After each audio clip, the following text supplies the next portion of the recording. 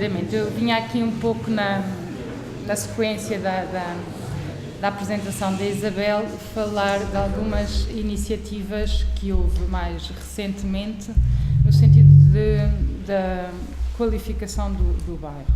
E não se pode deixar de mencionar uma delas, que foi uma iniciativa conhecida por Iniciativa Bairros Críticos, lançada em 2005 pela Secretaria de Estado do Ordenamento do Território. Alguns dos princípios desta iniciativa e dos quais eu gostaria de referir, um deles é que se trataria de uma iniciativa para ser amplamente participada e construída por todos, desde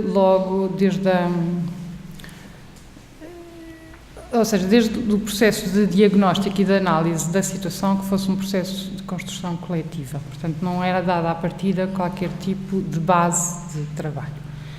Seriam esses. Outro dos quais é que seria uma iniciativa com caráter experimental, portanto, era dado essa característica para ser depois um modelo que pudesse ser replicado noutros sítios, tinha esse objetivo, portanto, que fosse investigado, avaliado, afinado, etc., ao longo do tempo. Como devem calcular, isto foi algo que despoltou grande interesse por parte de todos, tanto da população como de outras pessoas externas. Estavam envolvidos no início todos os atores locais, e isto era uma enormidade de entidades, portanto foram chamados para o processo 8 ministérios, todas as suas organizações locais e, para além disso, todas as entidades privadas, as IPs, etc., que estavam no local. Isto dava um total de 90 organizações. Portanto, claro que depois na prática não houve uma participação das 90 sempre, mas mesmo assim foi um processo muito participado, nomeadamente no primeiro ano, em que com grande esforço e com reuniões bastante regulares se procedeu então a essa construção, tanto dessa parte do diagnóstico, em que se analisaram todos os aspectos do bairro. Portanto, um dos objetivos era obviamente uma construção de soluções integradas para o bairro e, portanto, não só da parte urbana, mas também dos aspectos sociais, económicos, culturais, tudo isso esteve em foco. Foi construído, portanto, de uma forma que eu acho bastante positiva esse diagnóstico, posteriormente feita um plano de ação. Obviamente ambicioso e pronto, visto agora, se calhar de alguma forma um pouco irrealista. Sobretudo porque, os fundos que estavam alocados a esta iniciativa, havia uma candidatura feita aos EE grandes, portanto de países doadores do norte da Europa, mas que se destinavam sobretudo e apenas a estudos. Portanto, não eram passíveis de ser utilizados em obras, construções. Da iniciativa era pedido que fossem depois captadas novas formas de financiamento através de parcerias público-privadas, formas inovadoras, porque é bonito às vezes pôr no papel, mas depois na prática é difícil realmente conseguirem-se esses fundos. Houve uma grande, portanto, generosidade da parte das pessoas que participaram neste início do projeto.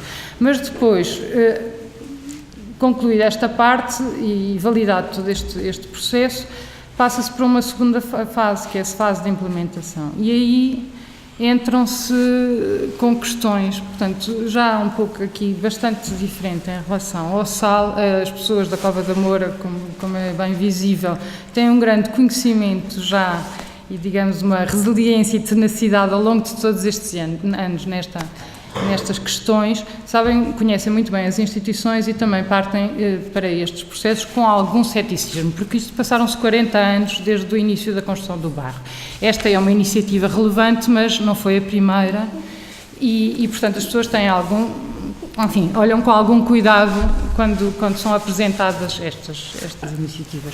Um dos problemas do bairro e que e que se calhar o difere, porque neste programa era dirigido a 3 bairros do país,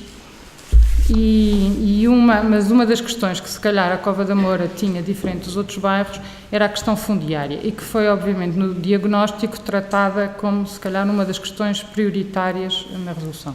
Portanto, este bairro foi construído pelos moradores, mas em terrenos maioritariamente privados, e que o permanecem até hoje nessa condição. Nunca houve capacidade das instituições ou vontade política de resolver esse problema.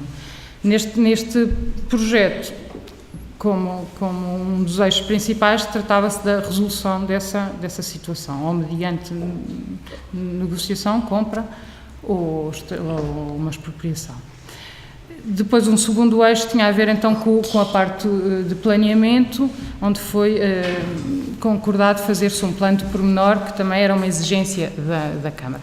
Mas aqui começam a surgir, na fase de implementação, enfim, as questões institucionais. Portanto, deixamos de ter os atores sentados à mesma mesa e quase com a mesma capacidade de decisão nas questões, e passa-se realmente para uma segunda fase em que as instituições chamam assim, nomeadamente a Câmara, responsabilidades quase de resolução unilateral de algumas destas questões, nomeadamente estas duas, portanto, da questão fundiária, em que a Câmara chamou a si a resolução disso, e que nunca foi um processo transparente, nunca houve posteriormente qualquer comunicação à comunidade do processo, e não se sabe até hoje, em que, quer dizer, soube-se que foram feitas negociações que não chegaram a termo, e agora vai ali ter com a Inês, porque senão aqui não dá, está bem?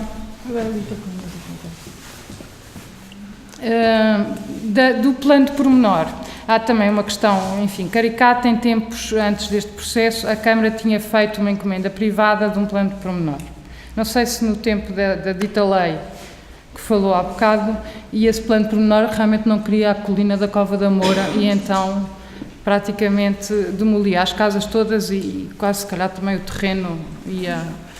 Pronto, mas este plano de pormenor não foi aceito em Assembleia. Quando se finalmente procede agora a um concurso para a elaboração do novo plano de pormenor, novamente a Câmara também chama assim um pouco, portanto, do júri. Eram 2 elementos da Câmara, um elemento do Instituto de Habitação, que era quem coordenava esta iniciativa, e com algum esforço da população conseguiu também que fosse introduzido um elemento da sociedade civil, digamos, como júri. No entanto, o peso cabia à Câmara, e que sai vencedor neste plano de pormenor a mesma equipa que tinha apresentado, portanto, tinha sido convidada anos antes e que tinha apresentado esse projeto tão polémico na altura. O projeto, que depois não está concluído, mas foi apresentada, digamos, uma primeira fase, repega muitos dos aspectos anteriores, portanto não é novidade, e de facto faz bastante tábua rasa a este diagnóstico coletivo, e em que há como objetivo principal que as pessoas permaneçam, o reconhecimento de todo este esforço feito ao longo dos anos e o valor que as pessoas dão às suas casas. Portanto, que isso tem que ser uma coisa que deve ser considerada num projeto, porque, por outro lado, o valor, digamos, patrimonial que o bairro da Cova da Moura, sociocultural, que atingindo o valor patrimonial que a Cova da Moura hoje tem, nomeadamente, por exemplo, quando a Isabel refere o Cola São João, que foi já reconhecido como património pela Unesco. Portanto, questões culturais que também têm que estar presentes num projeto de qualificação.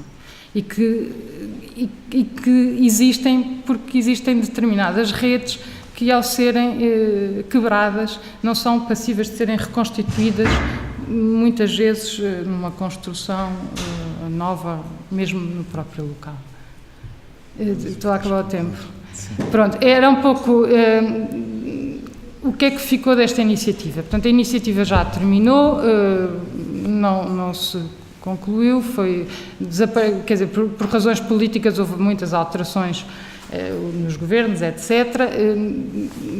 É visível que não existe uma vontade política de continuar este tipo de iniciativas. Portanto, mantém-se a ambiguidade em relação ao território, e a ambiguidade caracteriza e que dificulta a vida das pessoas, que já de si é difícil, não é? Portanto, as pessoas têm as suas casas num terreno que nunca podem legalizar os seus negócios, nunca podem, de certa forma, desenvolver economicamente, porque estão, embora pagando as taxas, não têm depois os direitos. Por outro lado, e só para concluir, mantém-se paralelamente a esta iniciativa mais institucionalizada outras iniciativas que foram sempre levadas a cabo pelas associações, por entidades exteriores ao bairro, mas que o bairro, de certa forma, sempre captou este grande apoio, tanto de faculdades, como a Trienal, que há 2 anos, por exemplo, colocou a Cova da Moura como um projeto da Trienal e promoveu um concurso de estudantes para encontrar soluções para a Cova da Moura. Viram aqui o arquiteto Manuel Vicente com estudantes. A Faculdade Técnica de Arquitetura, desde há longos anos, tem feito trabalhos lá em inúmeras instituições. E recentemente, já no âmbito desta Trienal este ano, o Moinho, em conjunto com a Trienal, por exemplo, fez uma recuperação do espaço público à entrada do bairro e portanto, é sempre um pouco as entidades privadas que têm feito um enorme esforço por fazer estas obras, porque sabem que o bloqueio que foi imposto por se dizer que, ao ser feito um plano de pormenor neste momento, que teria que contar com as pessoas que estão atualmente, não se poderiam então continuar processos de reconstrução e, portanto, imposto um bloqueio na construção, isso leva a que o bairro se degrade, continue um processo de degradação e que daqui a uns tempos seja muito mais difícil e menos interessante ainda qualificá-lo e que os problemas se acentuem. Pronto, termino por aqui.